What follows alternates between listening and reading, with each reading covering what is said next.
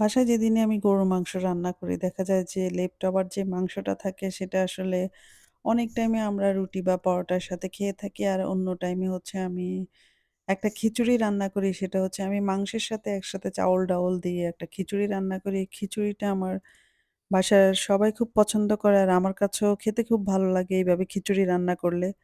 তো ওইটা ছিল আমাদের দুপুরের খাবার। আর রাত্রের খাবারে করতেছি হচ্ছে আমি পাতলা ডাউল আর সেই সাথে করব হচ্ছে রূপচাঁদা শুটকি ভুনা।